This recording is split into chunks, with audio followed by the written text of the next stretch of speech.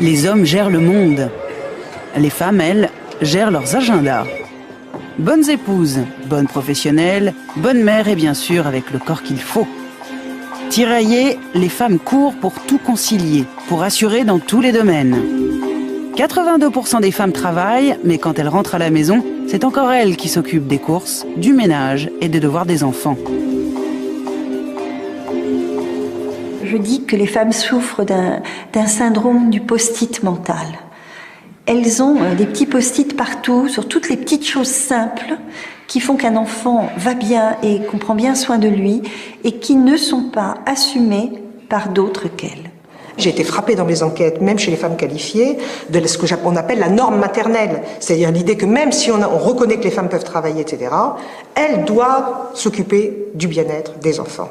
Matériel, psychique, donc c'est même si elles sont pas à garder l'enfant, c'est elles qui téléphonent pour savoir si la nounou est là, il faut l'amener chez le médecin parce qu'il est malade, c'est elles qui vont s'en occuper. Il a un problème à l'école, n'importe quoi, et qu'il a besoin d'être consolé, il téléphone à sa maman. Tout ce travail émotionnel, tout ce travail psychologique, il est assuré par les mères.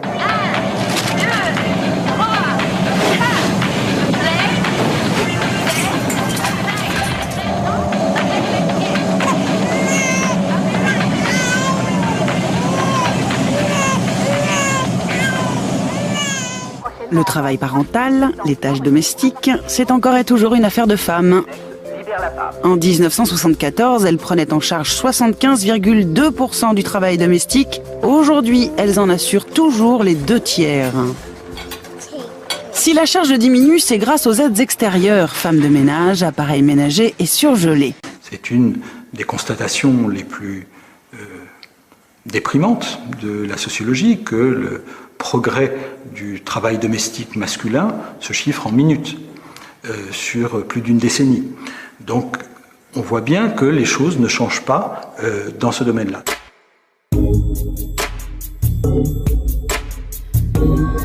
Le linge, c'est pas que j'aime pas, c'est que je suis honnêtement incompétent pour gérer le linge. Donc madame le fait beaucoup mieux que moi. L'inertie joue pour le garçon. C'est-à-dire que le garçon, le principe, c'est que les chaussettes sales qui traînent, les trucs pas super bien repassés ou pas super bien pliés dans l'armoire, etc., au fond, ça ne le dérange pas. C'est pas grave. La fille, quoi qu'elle en dise, ça la contrarie. Moi, ça me fait flipper toutes ces engueulades pour la paire de chaussettes qui traînent. Pour ce qui est de mon mari ou mon compagnon à la maison, les tâches ménagères, j'aimerais que ce soit partagé, quoi. Quand je prends par exemple le fer à repasser, ben, elle me le retire des mains pour repasser. Donc non, c'est moi qui vais le faire, j'aime bien le faire. Bon. Donc voilà.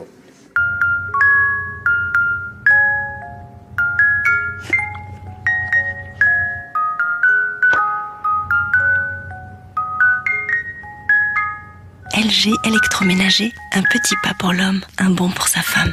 Toucher le linge, par exemple, elle ne touche pas comme touchent les hommes. Par exemple, la plupart des femmes trient le linge avant de faire du lavage. Les hommes, ils peuvent laver le linge. D'ailleurs, ils sont beaucoup plus à l'aise dès qu'il y a des machines. Ils vont s'introduire dans des univers plus féminins par l'intermédiaire des machines.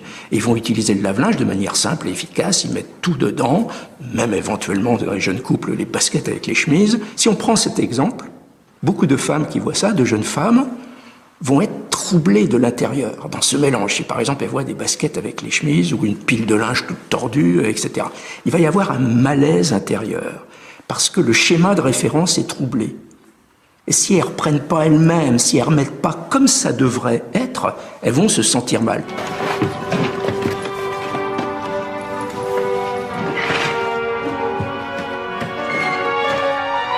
Salut. Qu'est-ce qu'elle a, ta femme? Une bronte. Donc elles disent, écoute, tu laisses ça tranquille, c'est pas bien grave, je vais le faire moi-même. Et ça leur crée un calme intérieur. Mais c'est comme ça, petit geste après petit geste, que se reconstitue l'inertie.